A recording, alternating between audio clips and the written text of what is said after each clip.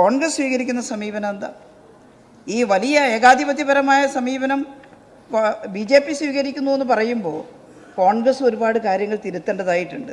തിരുത്തുമെന്ന് പ്രതീക്ഷിക്കാം. പ്രസിദ്ധ എഴുത്തുകാരനായിട്ടുള്ള ആനന്ദ് എഴുതിയിട്ടുള്ള ഒരു ലേഖനം ഞാൻ ഈ അടുത്തിടെ വായിച്ചു. മുമ്പേ എഴുതിയ ലേഖനമാണ്. അദ്ദേഹം പറഞ്ഞത് നെഹ്റുവിൻ്റെ കോൺഗ്രസ് ഫാസിസ്റ്റ് സ്വഭാവം കാണിക്കുമെന്ന് ആരെങ്കിലും വിശ്വസിക്കുമോ?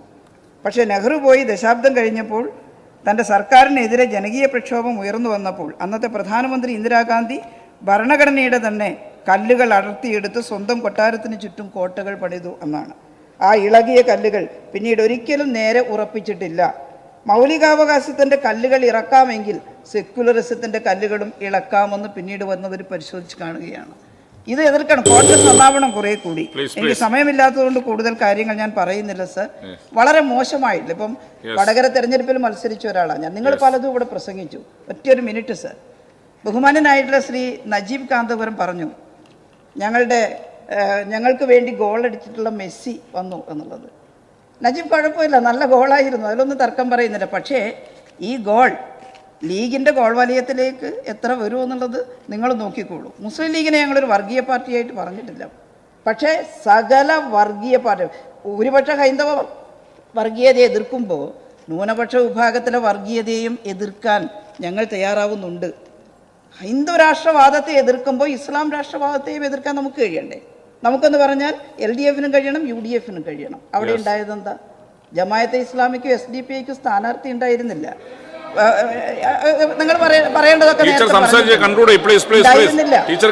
അതുകൊണ്ട് നല്ല നിങ്ങൾക്കിപ്പോൾ നല്ല സന്തോഷമുണ്ട് വിജയിച്ചതിൽ. പക്ഷേ ഞാൻ പറയുന്നത് നിങ്ങൾ ശ്രദ്ധിക്കേണ്ട വിഷയങ്ങളുണ്ട്. മുസ്ലിം ലീഗിൽ ഒരുപാട് വർഗീയതയൊന്നും ഇല്ലാത്ത ആളുകൾ അവരല്ലേ കൂടുതലുള്ളത്. അത് ശുഭകരമാണോ ഈ കൂട്ടുകെട്ട്? നാളെ കോൺഗ്രസിനും ലീഗിനും ഉണ്ടാകാൻ പോകുന്ന അപകടം നിങ്ങൾ ഓർമ്മപ്പെടുത്തി. ആ അപകടം കേരളത്തിന് കൂടി അപകടമാണ് എന്നുള്ള കാര്യം നിങ്ങൾ ഓർക്കണം. നവമാധ്യമങ്ങളുടെ കാര്യമൊക്കെ ഉണ്ട്. നിങ്ങളുടെ കാവ്യപ്രയോഗമൊക്കെ പറഞ്ഞു, അതിന് മുമ്പ് വന്നിരുന്നു കേട്ടോ.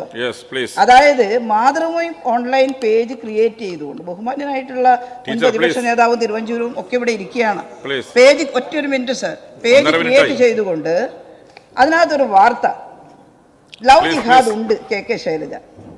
ഇതാരെ ബോധിപ്പിക്കാനായിരുന്നു സർ? ഞാൻ മാതൃഭൂമിയിൽ ചോദിച്ചു. അവർ പറഞ്ഞു ഞങ്ങളങ്ങനെ ഇല്ല, അത് ഫോൾസ് പേജായിരുന്നു, ഫേക്ക് പേജാണ് ടീച്ചർ, ഞങ്ങളല്ല. അതിൻ്റെ ഉത്തരവാദി ആരാണെന്ന് കണ്ടെത്തിയിട്ടുണ്ട്. ഞാനതൊന്നും ഇവിടെ തർക്കിക്കുന്നില്ല. അതൊന്നും മനസ്സിലാവാത്ത കാര്യമല്ല, ആരാന്ന് മനസ്സിലായിട്ടുണ്ട്. നിങ്ങളെല്ലാം മനസ്സിലാകേണ്ടതാണ്. ഈ ധാർമ്മികത എന്ന് പറയുന്ന ഒന്നുണ്ട്.